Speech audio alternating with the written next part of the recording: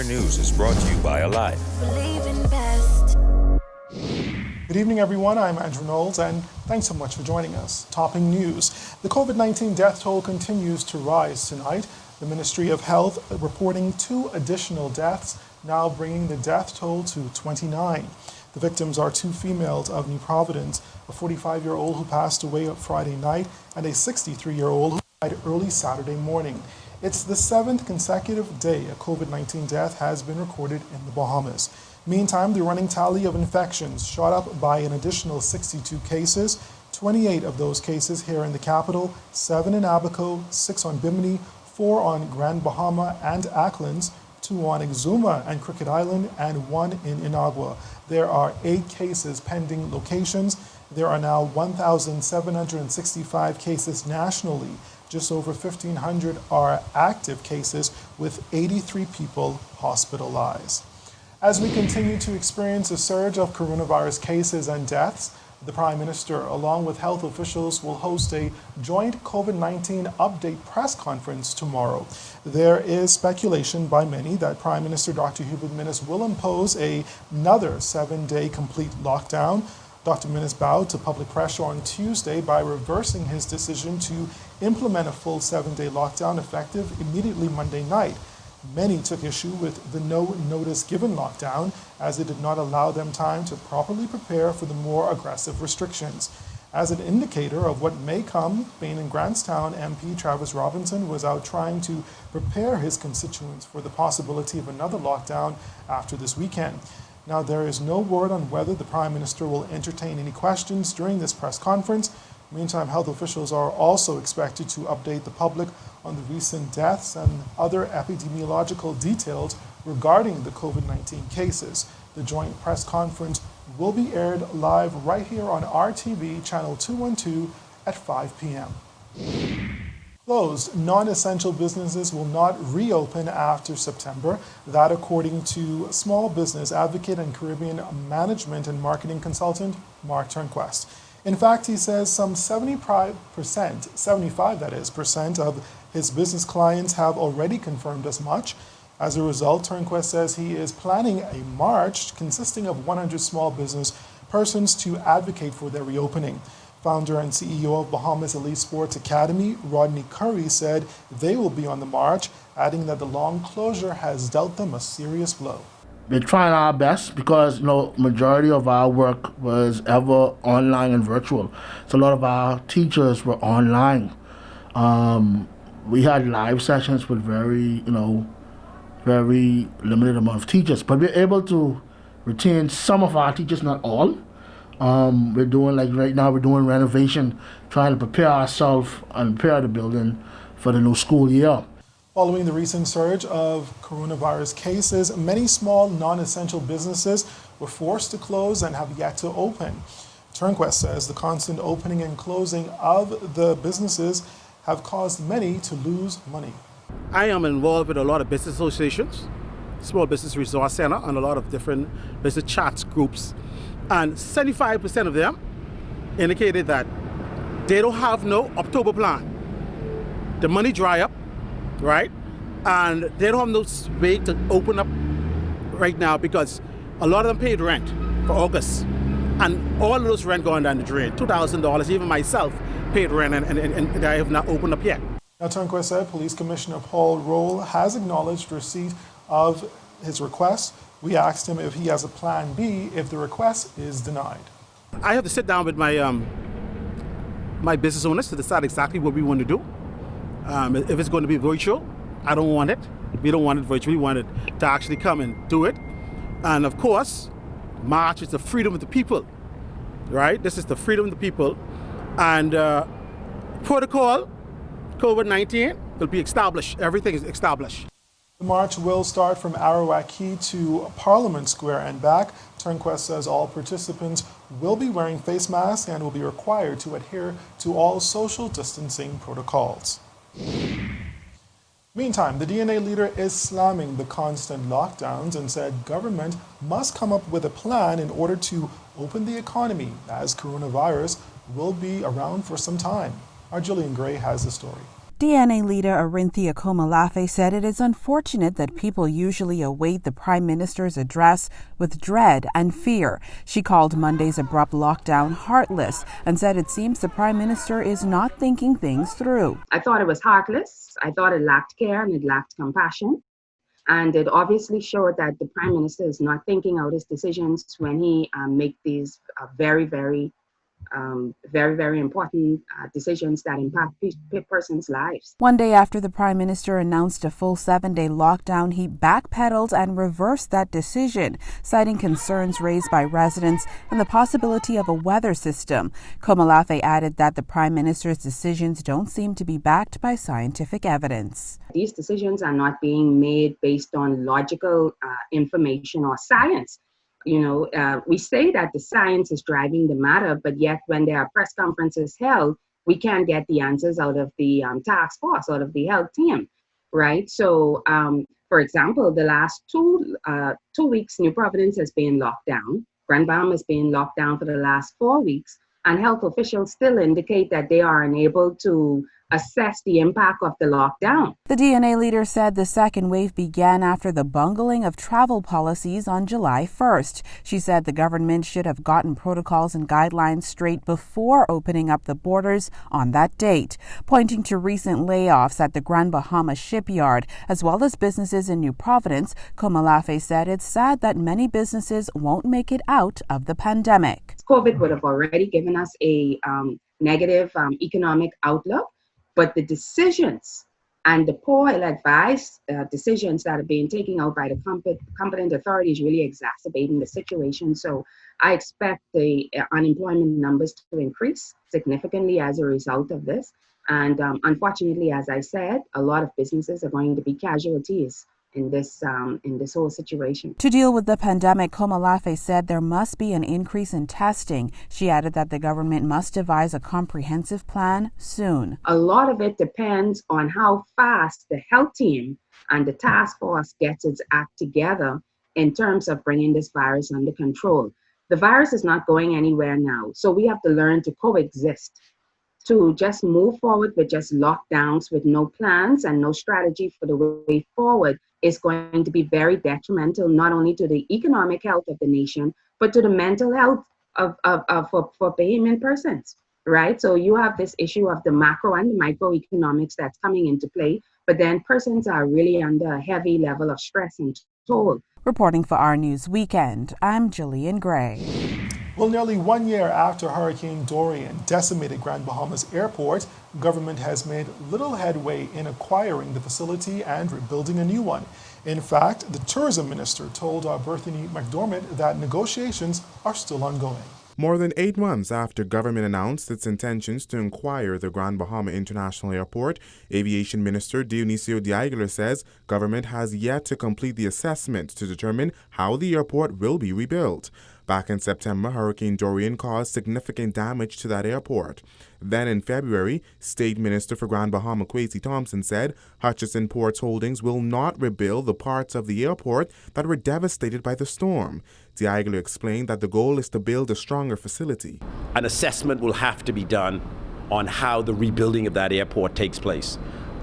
As you well know, and as most Bahamians and as most Grand Bahamians know, that airport is probably being built 2 or 3 times in the last 10 years. So you don't want to go back and build exactly what you had there before.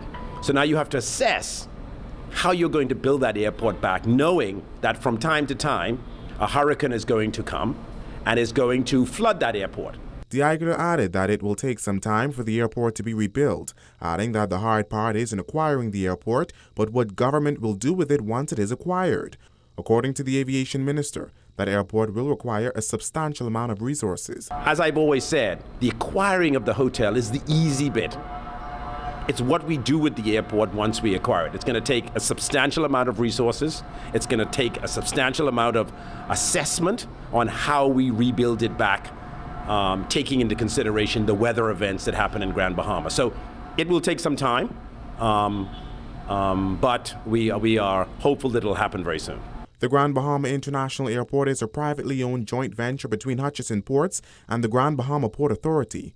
We also asked the tourism minister how much government is looking to spend on that airport. No, the negotiations are ongoing. I mean, it's very close, but I don't want to say we have a deal and what the details of the deal before the pen hits the paper. So let the pen hit the paper, and then we'll be in a position to divulge to the Bahamian people the deal that we've struck in order to bring that airport into the fold. Reporting for Our News, I'm Berthany McDermott.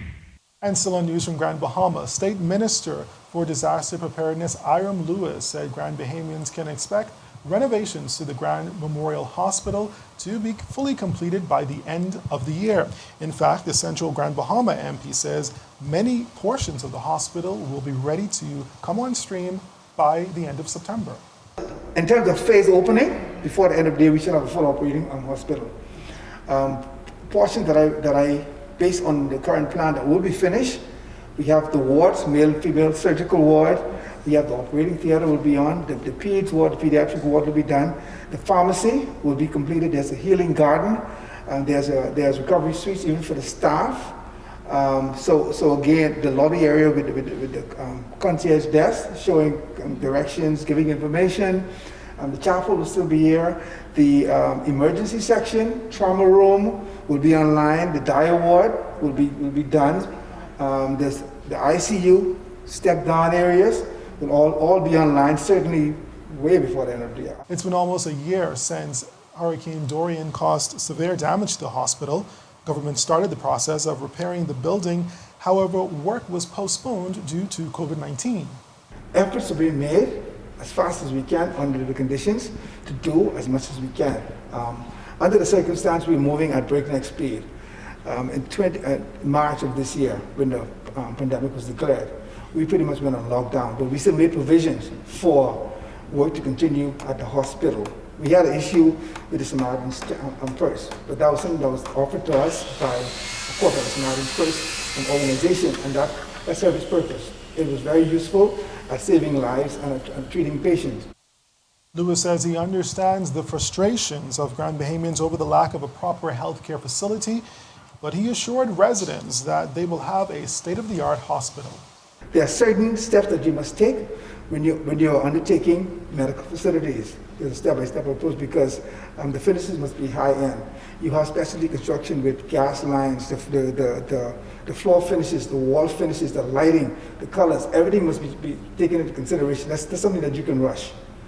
So again, as fast as we can, the construction team is working. They are still putting in extraordinary hours, working through the weekend, working extended hours at night. So the frustration is there. I know we're all feeling it, but rest assured that best efforts are being made. Every time we have cabinet meeting, hospital is mentioned, what are we doing, how can we speed the project up? But certain components you cannot speed up, it takes time.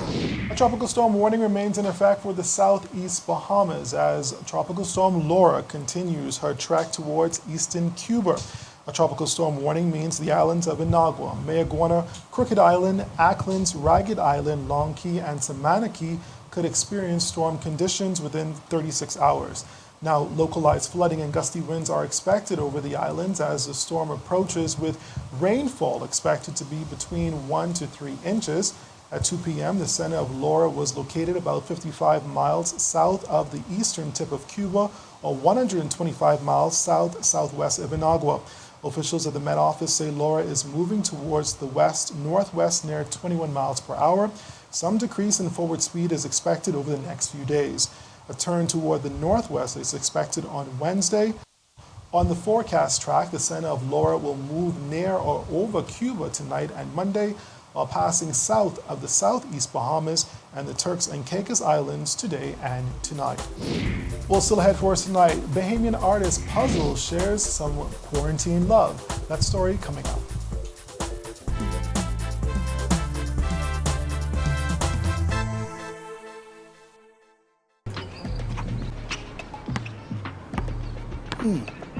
Rev up on the next promotion? Okay. Nice. Bye. You give up it. Best 2 out of 3. Sign up for Rev Trio and opt in to NBA League Pass absolutely free. Visit rev.bs or call 601-8992 for details. Rev, you and us, together. Well, next tonight, a local entertainer is looking to spread a little love during the tough period for Bahamians. Puzzle says while everyone is stuck at home, he's hoping more will find a way to love who they're stuck with. He spoke with our Kyle Joaquin. The first thing you got to do, this reset gives us a good opportunity to put our minds on things that matter, to focus on the Most High God, because without him right now, like, we're not even going anywhere. After over 20 years in the industry, Puzzle says the COVID-19 pandemic has dealt a blow that he's never seen. With entertainers unable to perform on a stage in front of crowds like they're used to, Puzzle says they've had to adjust. Besides the point that I perform every week at, one of the local hotels here, I always do shows for the tourists. But besides that, it's pretty much the same because I'm always more in the studio. I only come out one time for shows. So when it comes to deal with the regattas and all that, there's been a lot of nothing happening. For the whole scene of the music scene in the Bahamas right now, it's pretty much on pause. But that doesn't mean that the creatives are not out there creating.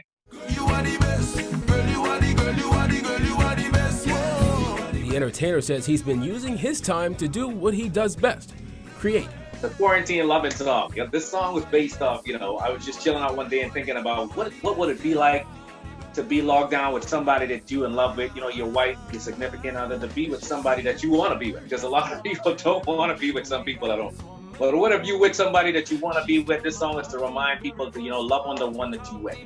And, I'm pretty sure there's going to be a lot of babies being created because of this type of music. But we don't mind. We home anyway. The pandemic has made it virtually impossible for the artist to shoot a music video for the single. But he is still looking at the upside. People can find it by going on YouTube and typing in either Puzzle Man Bahamas, or you can actually type in the song Quarantine Lovin', the name Quarantine Lovin', and the song's gonna come up. It's a lyric video, so you can actually learn the lyrics of the song while you listen to the song, because we can't shoot the videos the way we want to because, we're on lockdown right now. Puzzle says with the local entertainment industry virtually on pause, he hopes singers and DJs will continue to collaborate, create, and inspire. Right about now, without the DJs, we really ain't doing nothing, because we really need the DJs right now to play our music. And let's create a whole new synergy around Bahamian music right now, because we can always tap into Top 40 radio, but let's create something just Bahamian right now, because we home anyway.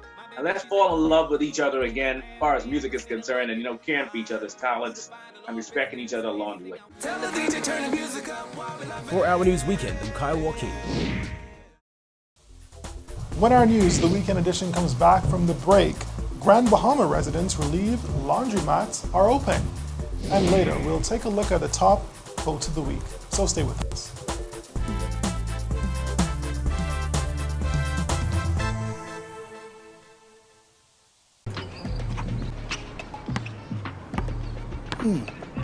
Rev up on the next promotion? Okay. Nice. Bye. You give up it. Best 2 out of 3. Sign up for Rev Trio and opt in to NBA League Pass absolutely free. Visit rev.bs or call 601-8992 for details. Rev, you and us, together. Welcome back to our news, the weekend edition. Residents on Grand Bahama who have been on lockdown for a month are rejoicing as lifted restrictions now allow laundromats to reopen. Our Giorgio Bain fills us in. Owner of DPS Laundromat on Pioneers Way, Stephanie Ferguson, rejoiced as residents filed in to wash baskets of clothes, rugs, and linens that sat soiled for weeks. Great. Oh, it is awesome to be back. Too many laundry, too many linen. Everybody's house was stink. So it's good to be back. Over at Sunshine Laundromat on East Settlers Way, Vanessa Hepburn condemned the decision to close laundromats on Grand Bahama for over a month. She called it inhumane. So I wash every week. I feel like it was a bit inhumane to lock down the wash house for about 4 weeks. And, like I said, I was one of the fortunate ones. I could have washed in a personal home. But it was inhumane to lock the wash house down for 4 weeks. Anique Edwards accumulated 12 loads of clothes over the 4-week span. She said the reopening couldn't come at a better time. My first day back, and I'm glad it's The wash house is open. I washed some loads on my hand, the old-fashioned way, the scrub board. It came out. I haven't done it in a long time, but it went well. But I'm glad the wash house is open. Peter Adderley, representative for laundromats on Grand Bahama, said laundromat owners were fully prepared for the reopening and are hopeful that their businesses can remain open. And the response has just been great from residents throughout the island. As you can well imagine, a lot of these homes with thousands of people around the island with piled up dirty clothes, and they're just relieved to be able to get their clothing clean. A whole lot of people are not fortunate enough to have a wash and a dry at home, and even persons with washers and dryers at home, some of them make an attempt to save on their power bill by using the local outlets. And so we've seen a whole lot of people very, very excited. Reporting for our news, I'm Georgie O'Bain. Up next, the countdown to our quote of the week, so stay with us.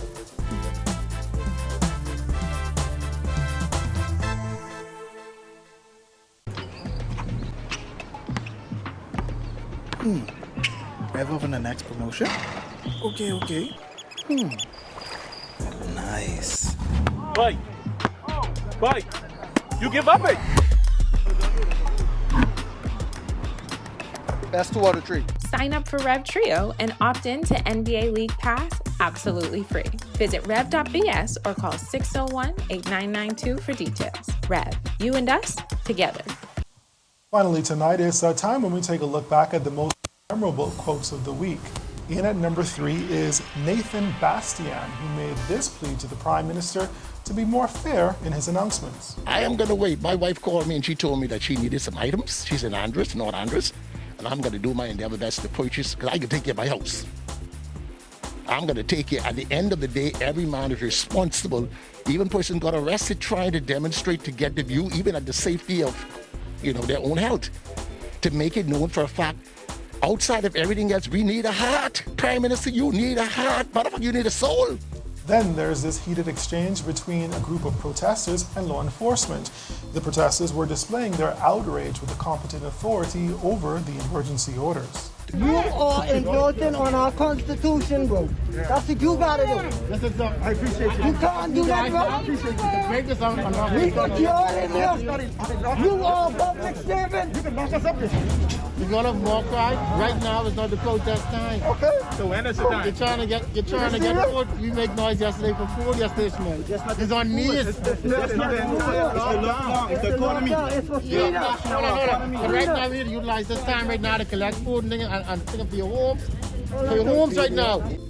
And taking the top spot for a quote of the week is resident Kendall Wright, who says the COVID-19 pandemic and the many lockdowns have left many of them out of work and struggling to survive. No, we ain't appreciate that at all. I mean, I can speak for myself. We don't need water, we need food. They don't even give us our money and they talking about only water. We ain't camels, we need food. And that's our news, the weekend edition for this Sunday. I'm Andrew Knowles. For all of us here at Our News, thank you so much for watching. Let's remember to be safe and look out for each other. Have a great evening.